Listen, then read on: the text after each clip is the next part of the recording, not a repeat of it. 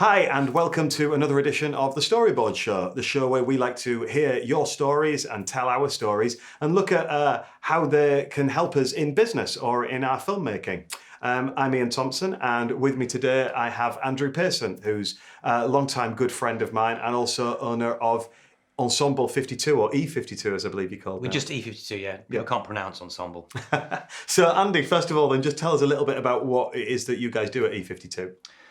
We're officially we're creative producers. So broadly speaking, that means if you've got any creative projects and we can help produce them, we will. So it's theatre making. Our background is in theatre making, and now we also filmmakers, and we work on events and festivals, and pretty much anything that comes along that is creative, we'll do it. Nice. And of course, like as you say, like you guys make some films now, and we've worked with you on quite a few projects and still are at the moment ongoing as well.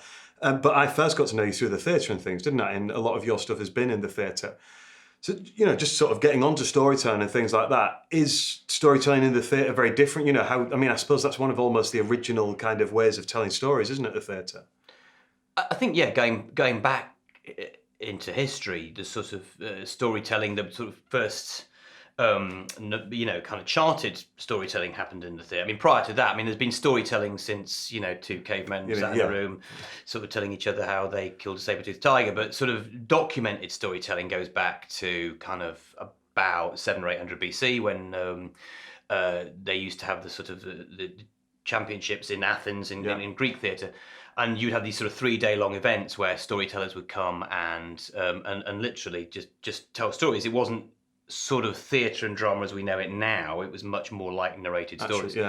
But again, they would last an awful long time, and out of that, you would get things like the Homeric Odyssey, the Iliad and the Odyssey and stuff came out at that time. And so that's the earliest sort of documented storytelling. Then that kind of obviously goes right the way through, history until where we are now. Because it's interesting actually when you talk about people just sort of sat there and stood there and just telling stories.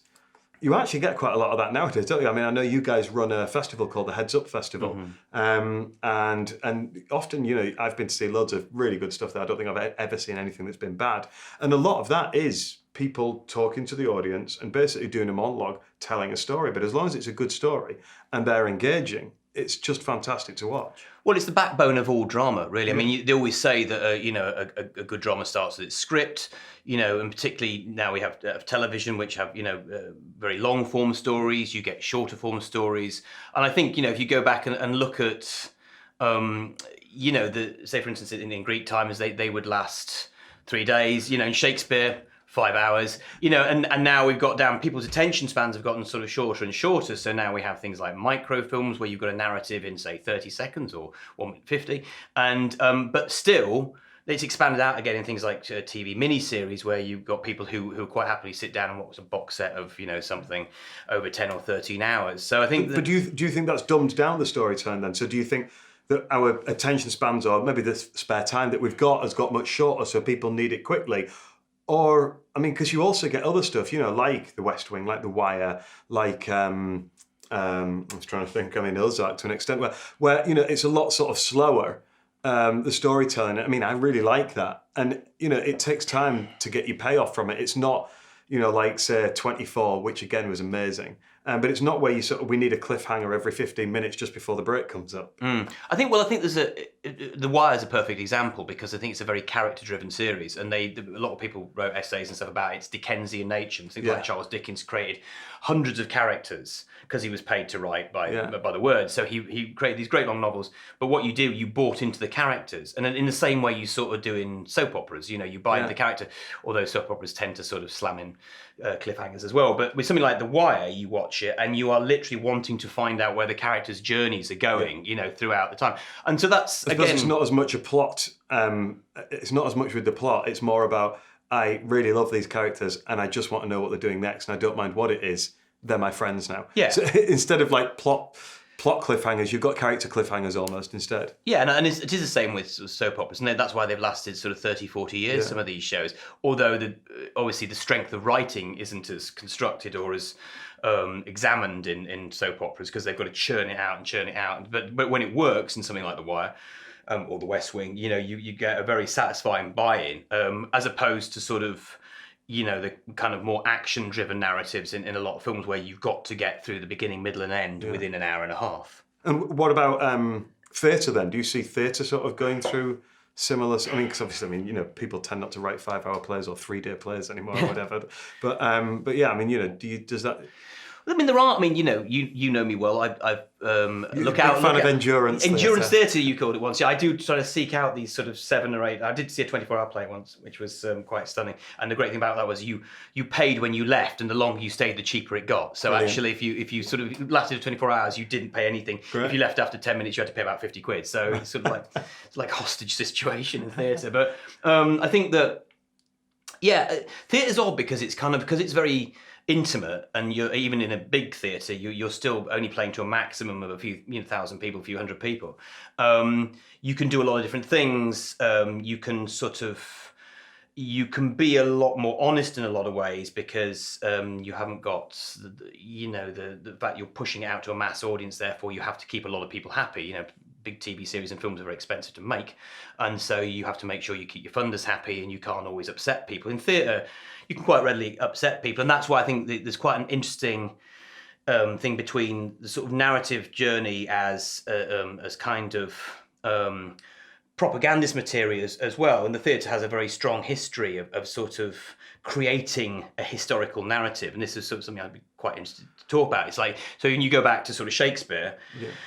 He was writing to order, but he was also he was writing to favour the Queen or the King, as it was then later, and what they wanted to see. So when he wrote Richard III, obviously he painted Richard III in a particularly bad light because Richard III was from the House of York, and they were deposed by the House of Tudor, which Elizabeth I was the last reigning monarch of. So he was writing for her, so he had to make him look bad. He couldn't make him look good.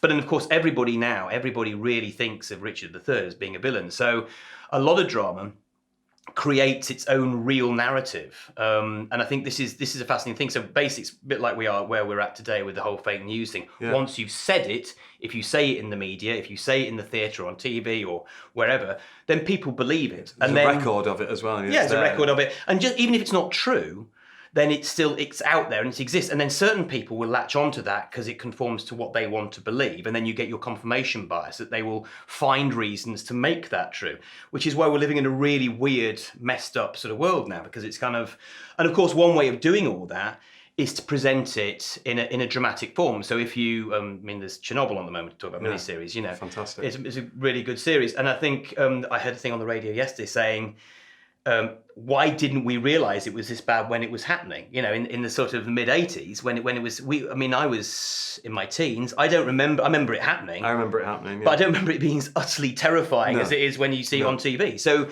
I think there is a sort of. But then there's also that thing of how much could the media get hold of? We didn't have social media then. We didn't have the internet then. Which I think is also framing people's ways of telling stories. So and it's always been the same, but it's not just as simple as, well, we tell fictions, we tell stories just to entertain. We tell stories and fictions to control people, to make sure that they do and think what we want them to.